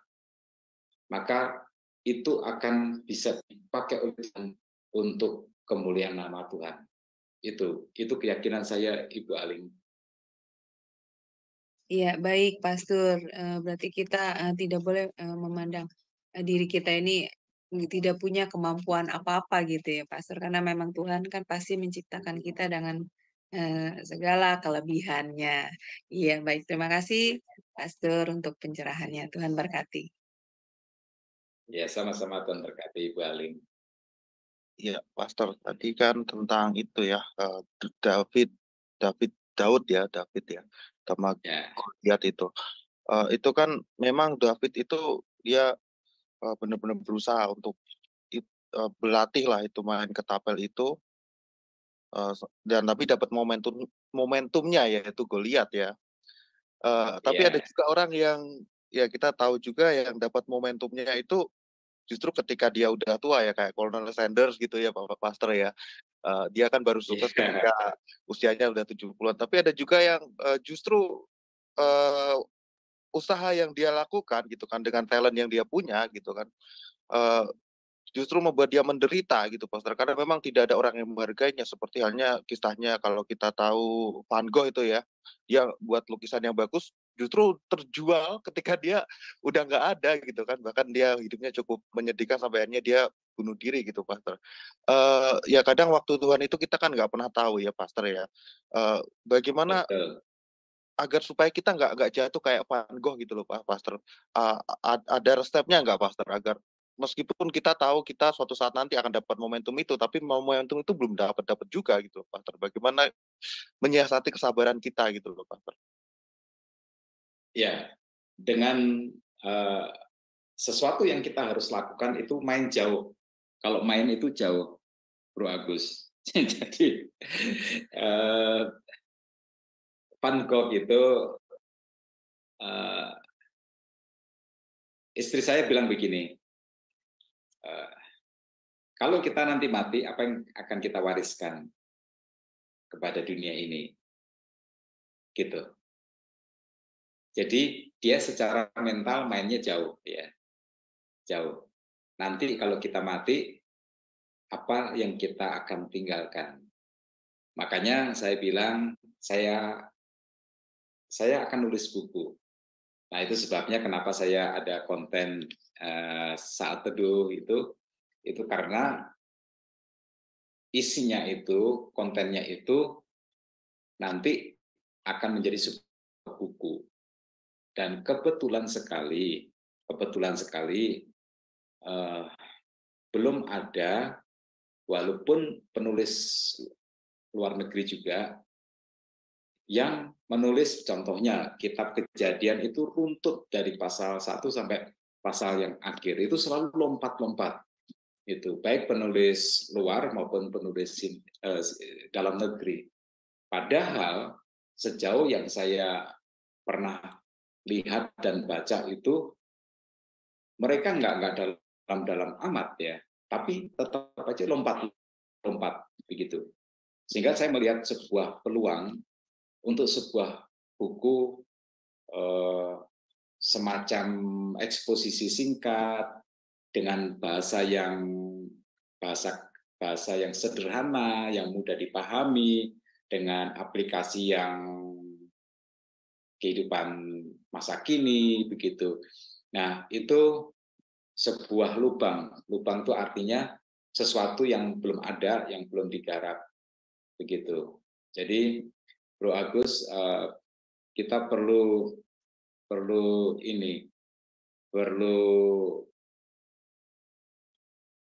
melakukan sesuatu yang kecil, tapi dilakukan terus-menerus, dilakukan berulang-ulang, lalu nanti kalau kita itu sampai kepada titik Tuhan bilang, oke, good, kamu udah siap. Kita nanti akan dihadapkan kepada sebuah momentum, ya, sebuah momentum. Dalam hal Daud, momentum itu datang ketika Goliat muncul, di mana tak seorang pun berani untuk menghadapi Goliat. Dan peluang menangnya besar oleh sebab Goliat nggak mengerti senjata apa yang akan dipakai untuk mengalahkan dia, sehingga dia tidak mengantisipasi bentuk serangan yang diberikan oleh Goliat itu. Ya, dia pikir berperang itu konvensional, pedang, tombak, sehingga pertahanannya adalah baju zirah, lalu kemudian perisai seperti itu. Tetapi sesuatu yang tak disangka-sangka datang begitu. Dan hal yang lain adalah si Daud itu pandai memilih lawan. Dia nggak mau berkelahi dengan semua orang. Dia mau berkelahi dengan mereka yang ketika dikalahkan itu melontarkan dia ke atas. Itu. Jadi, yuk mari kita belajar untuk membangun diri secara kaizen, berubah, melatih sedikit sampai kita kemudian menjadi ahli. Kesempatan itu akan datang.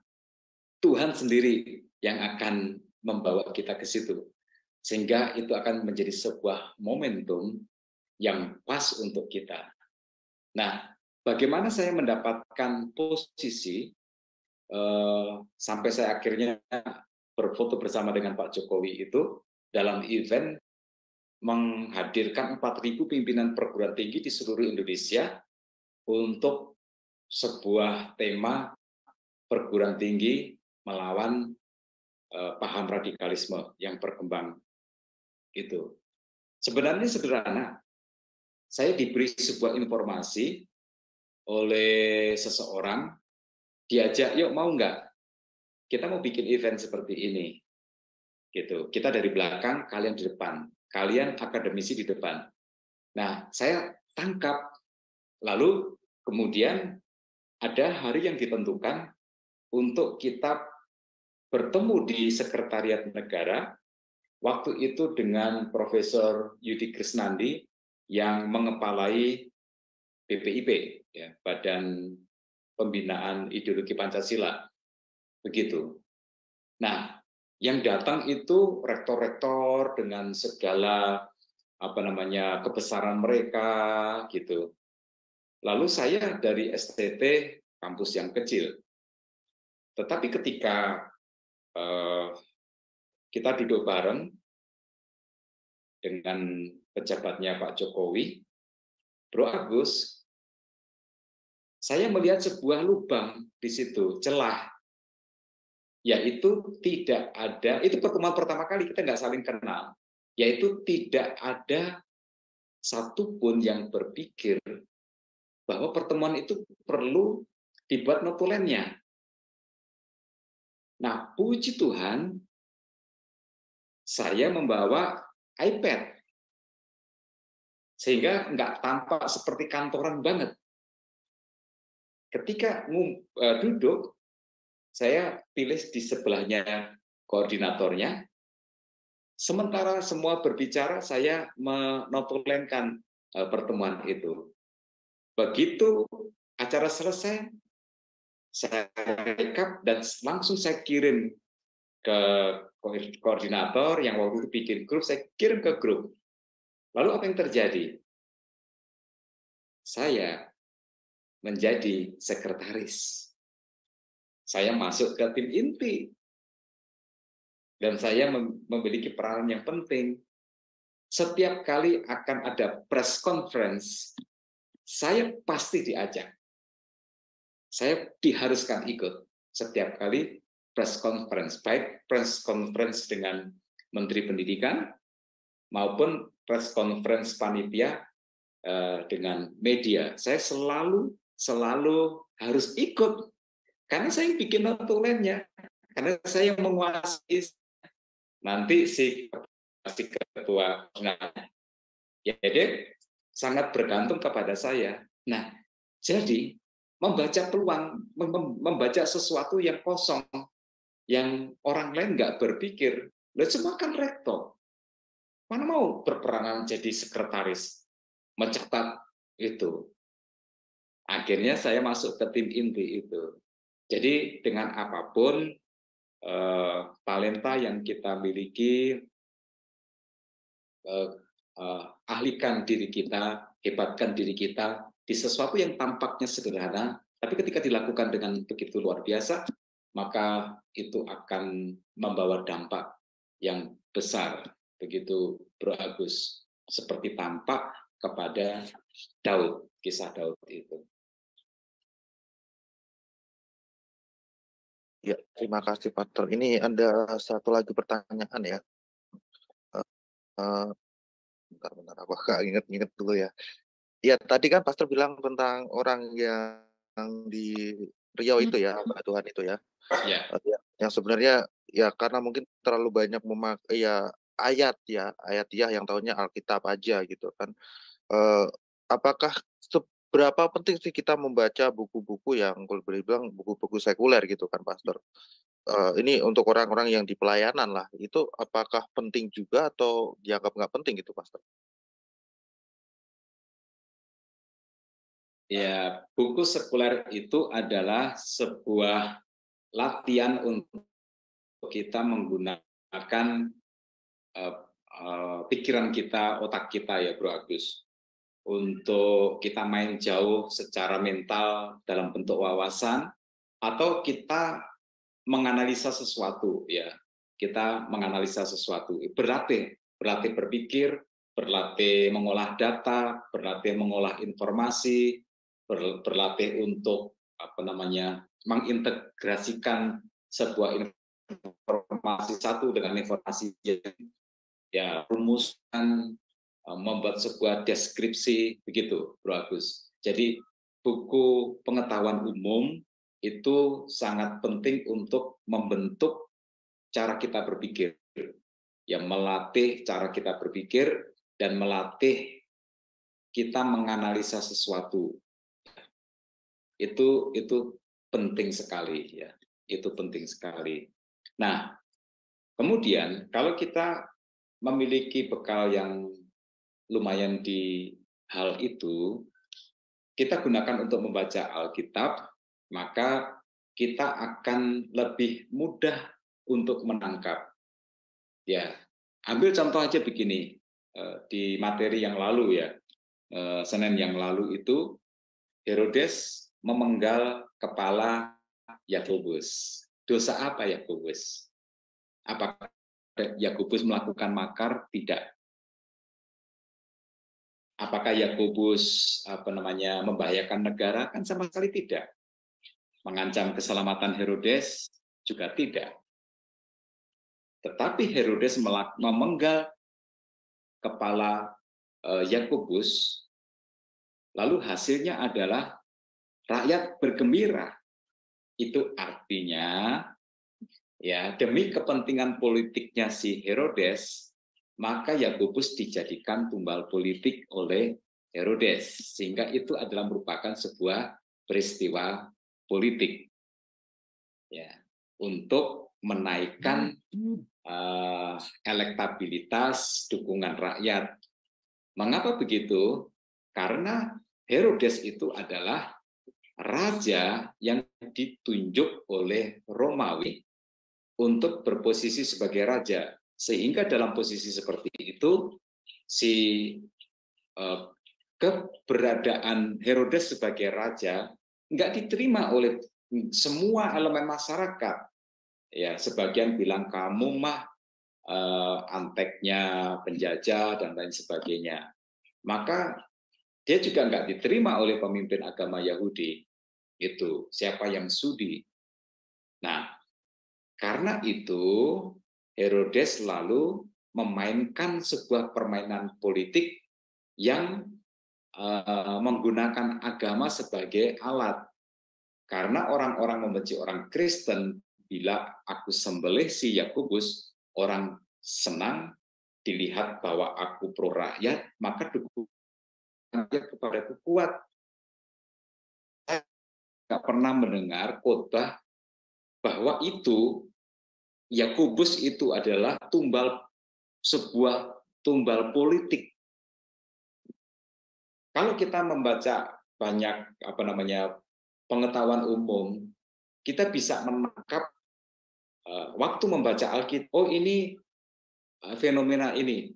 Oh, ini masalah yang seperti ini. Identifikasi masalah kita menjadi lebih tajam, itu Bro Agus. Maka membaca pengetahuan umum itu sangat penting, ya. Membaca pengetahuan umum sangat penting. Bila tidak, Bro Agus, maka seperti yang dikeluhkan beberapa waktu yang lalu, khotbah apapun pesannya 1 atau 2 atau 3, dan itu diulang-ulang, yaitu harus setia, harus taat. Kalau ada masalah berdoa, udah begitu doang.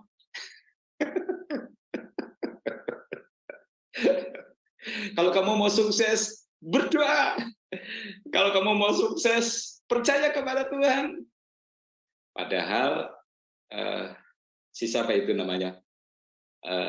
Kita dapat kebenaran yang bagus dari Daud. Latih sebuah keahlian yang menurut dunia itu sederhana, main ketapel, lakukan aja. Nanti kalau kamu menjadi pemain ketapel terhebat di dunia, maka Tuhan akan mempertemukan kamu dengan sebuah kesempatan, dan itu akan menjadi sebuah momen di mana kamu akan naik. Gitu. Kan jarang dengerin nasihat-nasihat dari firman Tuhan yang seperti itu. Semua bahasanya rohani sampai bosan. Ya. Doa, percaya Tuhan, taat, tetapi real yang dilakukan itu apa gitu. Itu yang akhirnya nggak ketemu gitu. Jadi lagi pula secara ilmu berkhotbah, ya kalau khotbahnya sampai 30 ayat, maka orang itu ngarang sendiri khotbahnya. Itu khotbah itu adalah kita menyampaikan pesan Tuhan melalui nas yang kita jadikan sebagai dasar nas khotbah itu. Kita gali sampai kita menemukan berdasarkan konteks situasi masalah pada waktu itu, maka ada pesan seperti ini. Nah, pesan itulah yang kita sampaikan. Tapi dengan 30 ayat itu, berarti orang itu sudah membuat plot. Saya akan ngomong begini, nanti saya akan ngomong begini, nanti ayatnya ini, ngomong begini, ayatnya ini. Bro, kamu tidak menyampaikan pesan Tuhan, tapi kamu ngarang sendiri pesanmu itu, yang kamu kemudian perkuat dengan ayat-ayat. Itu bukan khotbah. Lagian kamu seperti orang berenang, Di permukaan, kamu boleh berenang sejauh-jauhnya, tapi kamu nggak pernah mengerti isi yang ada di dalam lautan itu. Nah, begitu kira-kira gambarannya, Bro Agus. Maka penting untuk membaca pengetahuan umum agar kita memiliki sebuah kemampuan berpikir yang baik, kemampuan menganalisa yang baik, kemampuan untuk mendeskripsikan, karena kita sudah terlatih dengan bacaan-bacaan itu, kemampuan bahasa kita berkembang, kemampuan bahasa kita bagus, kosakata kita juga bagus, sehingga ketika kita membaca sesuatu, kita lebih mudah menangkap, lebih mudah mendeskripsikan dengan bahasa yang lebih simpel. Kira-kira begitu, Bro Agus. Iya, iya Pastor. Tapi ketika ilmu sekuler itu yang kita pelajari adalah ilmu yang boleh dibilang agak bertentangan gitu, Pastor. Apakah bertentangan misalkan kayak kita bilang falsafah Nietzsche atau mungkin buku-buku yang tentang atau mungkin video yang membahas tentang kehidupan pra Israel gitu kan, yang mungkin ada kemungkinan yang lebih ke teori konspirasi gitu loh, Pastor, untuk menyerang iman kita gitu loh. Apakah itu juga perlu kita pelajari juga gitu, Pastor? Ya, itu kan gini, Bro Agus.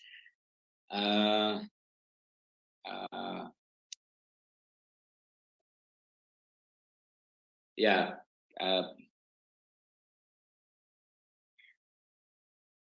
kekristenan tertentu itu, mengharamkan jenis-jenis teolog tertentu ya. Di antaranya adalah neo-ortodoks ya. Itu dengan tokoh-tokohnya antara lain itu Bultmann dengan Karlbarth gitu ya. Kalau Bultmann itu dia punya teori bahwa dia begini ya. Dan saya waktu itu kami diwajibkan untuk belajar ya. Teorinya tuh begini. Zaman dahulu kala, waktu masih dunia belum maju, orang itu mengajarnya itu dengan cerita-cerita yang mistis gitu. Ya dia nggak salah gitu. Contohnya jangan duduk di bantal, itu jangan diduduki, nanti kamu bisulan. Itu kan mistis ya. Dasar ilmiahnya nggak ada gitu. Lalu kemudian apalagi anak gadis nggak boleh berdiri di pintu, ambang pintu, nanti nggak laku kawin gitu. Nah itu kan mistis dan banyak hal-hal mistis yang lainnya. Nah itu adalah sebuah metode mengajar untuk zaman di mana masyarakat memang belum maju begitu. Lalu kemudian dia tarik itu ke Alkitab. Nah, jadi karena itu adalah sebuah metode untuk masyarakat yang belum maju, dan bukankah Alkitab itu zamannya zaman ribuan tahun yang lalu? Maka tugas kita yang cerdas adalah melepaskan semua cerita-cerita mistis itu dari Alkitab. Tuhan Yesus berjalan di atas air itu, ya itu kan cuma mistis saja gitu. Itu dituliskan untuk maksud yang lain gitu. Bukan itu betul-betul terjadi. Maka teori dia adalah demitologi, ya demitologi, yaitu semua mitos di dalam Alkitab kita lepaskan, ya kita copot, karena itu adalah cara mengajarnya orang kuno, orang bodoh, begitu ya. Ya begitulah caranya mengajar gitu. Nah, saya belajar teologinya Bultmann. Saya diwajibkan juga membaca Nietzsche, membuat paper tentang itu, kemudian juga Karl gitu. Terus kemudian apakah saya terpengaruh? Enggak. tetapi saya harus mengerti bahwa begitulah pola pikir orang sekuler, orang yang tidak percaya kepada mujizat-mujizat. Cara berpikirnya memang seperti itu. Kita harus paham kepada siapa kita berbicara. Gitu. Nah, oleh sebab itu, saya berpendapat bahwa buku-buku seperti itu tidak akan membawa pengaruh bagi iman Kristen saya. Gitu. Saya juga ada buku ini, Bro Agus, buku yang apa namanya ini. Kalau membaca ya lumayan mengerikan. Ini Bro Agus, Komites. Tahu ini tentang apa ini? Belum, nggak kelihatan, Pastor. Apa? Oh, apa? Komite 300. Apaan itu, Pastor? Komite sebentar. Bisa nggak? Kayak agak buram. Buram ya, memang betul ya, buram. Ya, di kamera saya tidak. Oke. Ya, Komite 300 ya. Ya, ini adalah buku tentang yang disebut sebagai elit global. Kelompok rahasia elit yang terorganisir dan mereka menguasai hampir semua pemerintahan di dunia ini. Pengaruhnya luar biasa. Ya, dimulai dari Rothschild,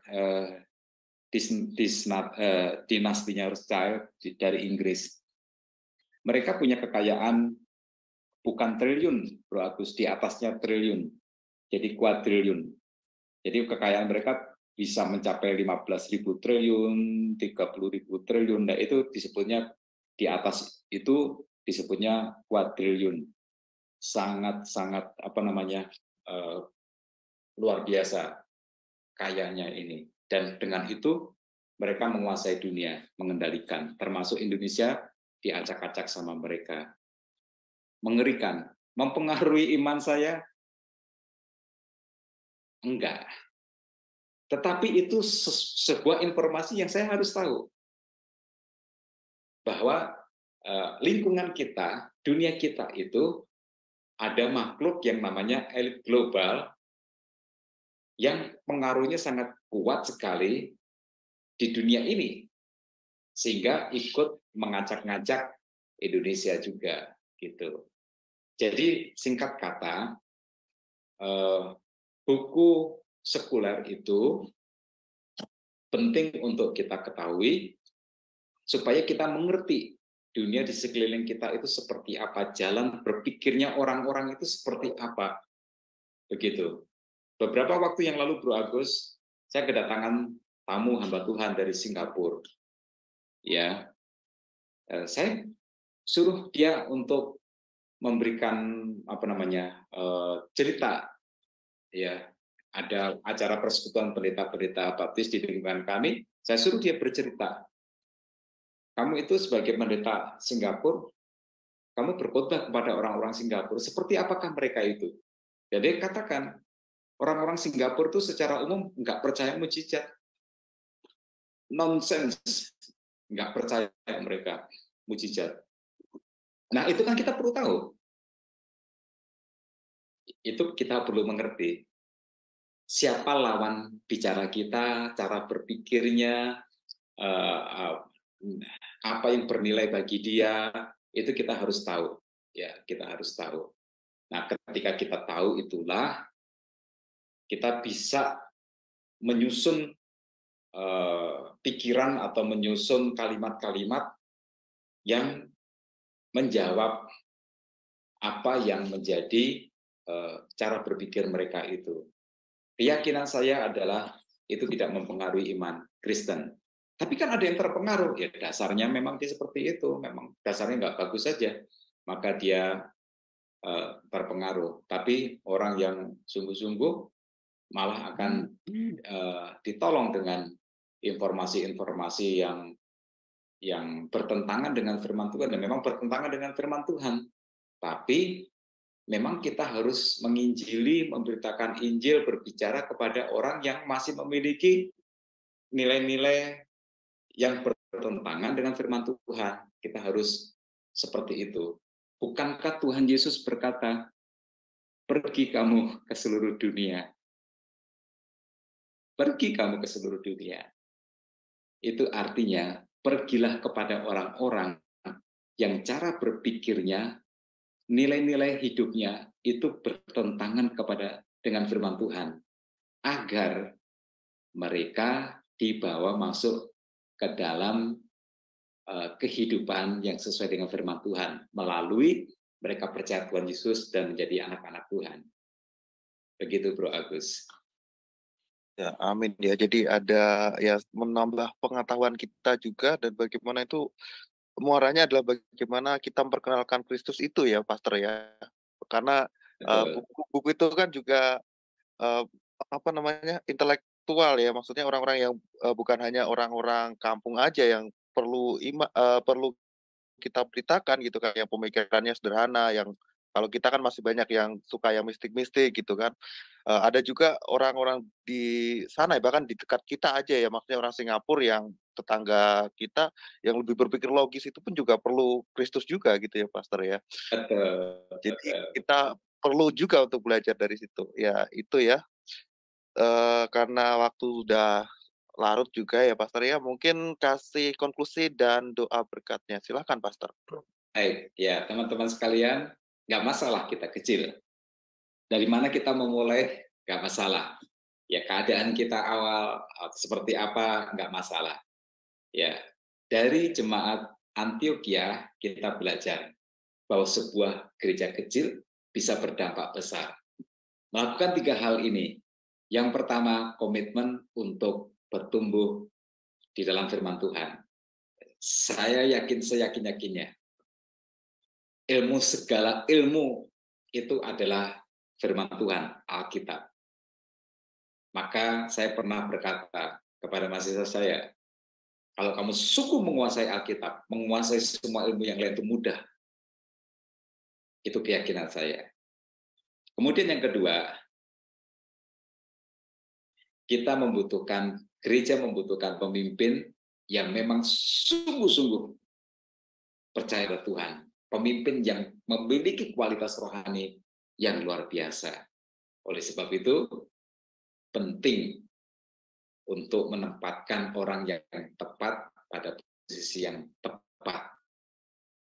Jangan gereja memilih seseorang hanya karena duitnya banyak, supaya program gereja menggelinding karena ada yang membiayai. No, jangan seperti itu. Tapi pastikan orang itu adalah orang yang sungguh-sungguh memiliki kualitas rohani yang memadai. Kemudian yang terakhir, miliki spirit untuk memberikan yang terbaik, punya effort yang terbaik. Lakukan segala sesuatu dengan cara yang terbaik. Bergereja dengan cara yang terbaik. Melayani dengan cara yang terbaik. Melakukan sesuatu, lakukan dengan cara yang terbaik. Jangan pernah memberikan 99%. Dan kita harus memberikan 100%. Mari kita berdoa. Bapa Surgawi, terima kasih Tuhan. Dari sharing kecil ini, kami didorong untuk bisa memberikan dampak yang besar di luar dari apa yang dapat kami pikirkan. Yaitu bila kami memiliki komitmen untuk bertumbuh di dalam firman Tuhan. Bila kami menempatkan orang yang tepat pada posisi yang tepat. Memilih pemimpin yang berkualitas rohani yang baik, yang dapat dipertanggungjawabkan. Serta kami memiliki spirit untuk memberikan yang terbaik terhadap apapun yang kami kerjakan, apapun yang kami gumuli. Tuhan, ubahkan kami. Sedikit demi sedikit tidak masalah, tapi biarlah kami terus berubah dari sedikit demi sedikit itu, sampai kepada sebuah titik nantinya. Tuhan akan membawa kami kepada level atau kepada sebuah momen yang tepat, menjadi sebuah momentum untuk kami dipakai Tuhan secara luar biasa. Terima kasih Tuhan. Kristen boleh tidak banyak di negeri ini, tetapi Tuhan sudah membuktikan bahwa yang sedikit